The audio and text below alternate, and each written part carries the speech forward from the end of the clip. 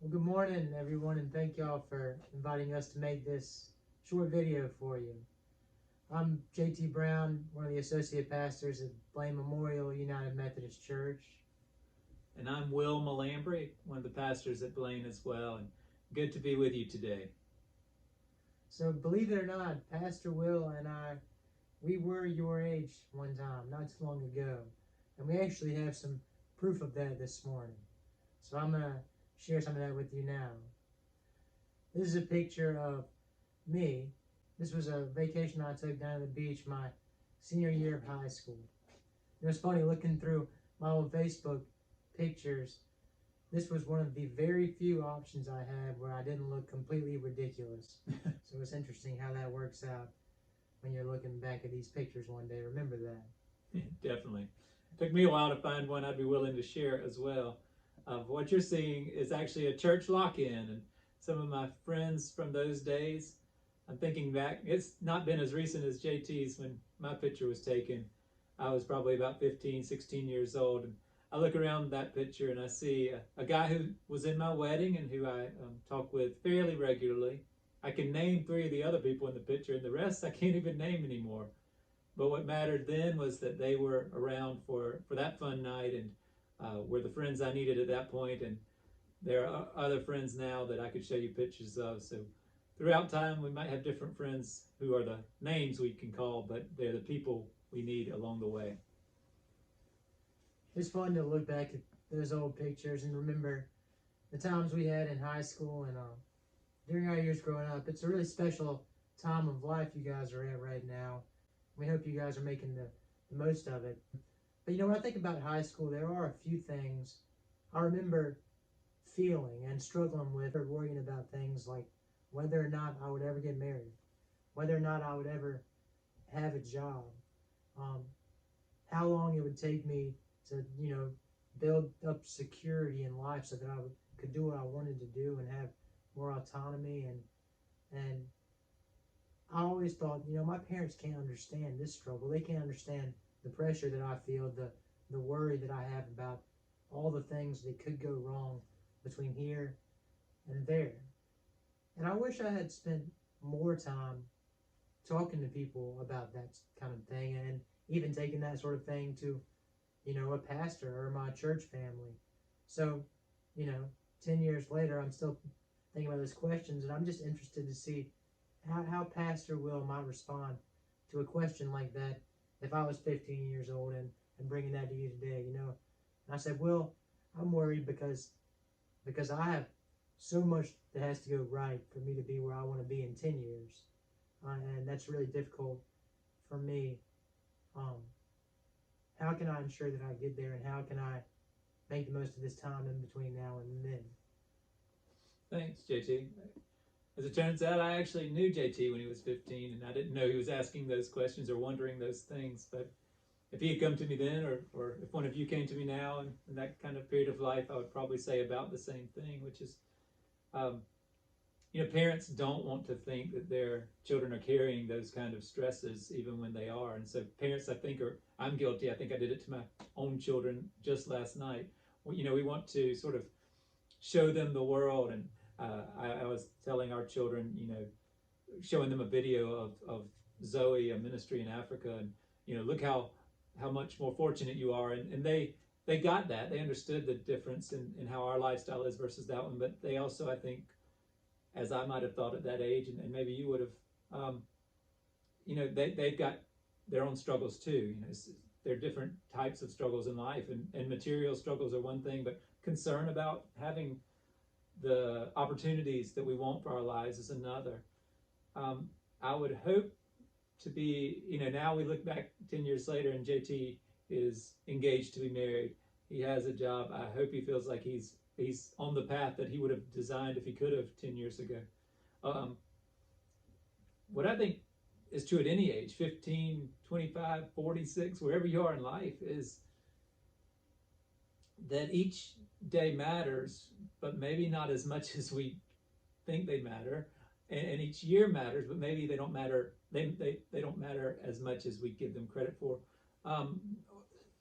So we kind of have to make decisions, and it's like a path, right? So while we're working down that path, each step, each day is moving us in some direction. But um, if we make a wrong step, it usually doesn't take us totally off that path. And even if it takes us off that path, there are routes to get back to it. So the decisions we're making, it does matter how the effort we make in school or the effort we're making with friends. But at the end, we will, by God's grace and the guidance of the Holy Spirit and our own desires, usually find our way back to the things we're going for. So I don't know what grade JT made in English class in 10th grade, whatever it was, though. Even if it wasn't perfect, he still was able to keep wandering his way toward the thing that ended up being, at least for now, the calling that he wanted to pursue, the thing that he felt like was right for him. So keep doing your best. It sounds kind of obvious, but don't get so hung up on any one thing that you think it ends the good that might come from where you're headed, what you want to be about. That's really, really good advice. And I will say, one thing I've never regretted looking back at my years in the past and even now is the time I've spent with my faith family and at my church and at church opportunities and events. And I think that's really special, looking back at all those opportunities I did take advantage of. But I also do sometimes wish I'd taken more of these things to my youth group or to my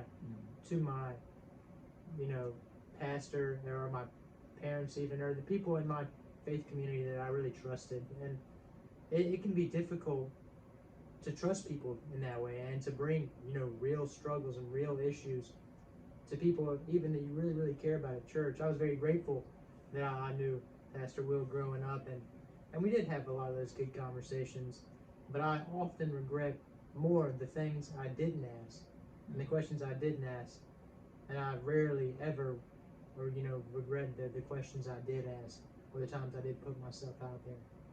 And as a pastor now, I've noticed that people my age especially who weren't comfortable with their faith families at your age are not comfortable with their faith families now, and oftentimes don't grow into that comfort naturally. It takes a little bit of putting yourself out there and searching and finding what you like, what's helpful to you in a faith family and in a covenant group. So Will, I'm interested to know, what, as we're good friends, what are some of the things that you might have been thinking about in your high school years that were difficult to bring into your pastors or your faith family then that you maybe think about now and wish you would have opened up more? Yeah, that's a great question. Again, back to like my children, I think I recognized that our family had a lot of benefits, a lot of positives. But I think trying to kind of honor that, I didn't always share some of the things that I thought weren't great. I don't know if I ever found the balance between saying these are good things that I am grateful for, but also it's not perfect, and these are some things I wish were different. A lot of it had to do with me. It wasn't external. Our family had enough to not worry about enough to eat or where we live or those kind of basic concerns. But it was more like, relationships. I really wanted those deep friendships and like girlfriends that would be a good, positive relationship in my life. And I think I wondered sometimes, am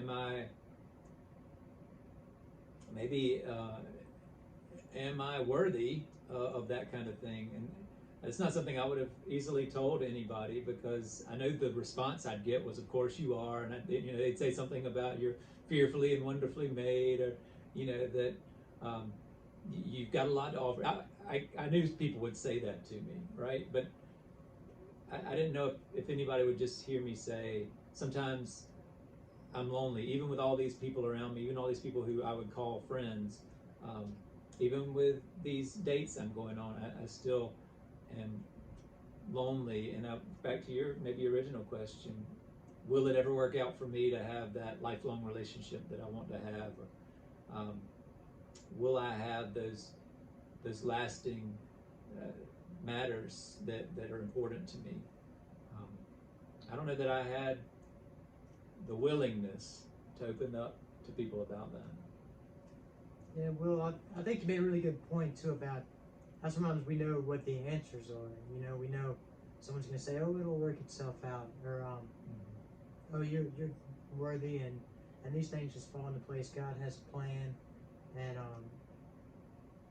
but I think an important thing to notice is if I'm a pastor and when one of you said something like this to me, and or if Will was 15 and said this to me as his pastor, yeah, maybe I would affirm that, but I would still listen, and I would even put my own senses out and be thinking, what what would Will be wanting in a girlfriend, or what would Will be wanting in a relationship with others, and then it would become part of my goal as well to help him achieve that.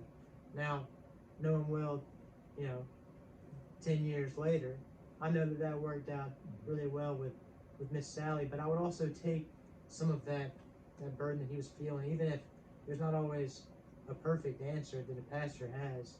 Just letting somebody in can be helpful, because now it's no longer something that Will's carrying around with him by himself, but now I'm caring about the things he's caring about, and if he's taken into his youth group, they're caring, and that's sort of what faith community is to me. And there's not always a perfect answer, but we can't know God's plan, and we can try to affirm that without belittling others, but we can also be in our struggles together. I think that's a big part of what church is to me. Yeah, I think that's great. There's a teaching in the Bible about that we share one another's burdens. We weep when another weeps. We celebrate. We rejoice when another rejoices. It's so important at your age to start thinking about who do you trust, who can help you through this life thing, because there are challenges, and whether you feel like other people can understand or not, there are other people who are there to help you and care about you, and that's a great blessing I found in my life, and I hope you all found the same.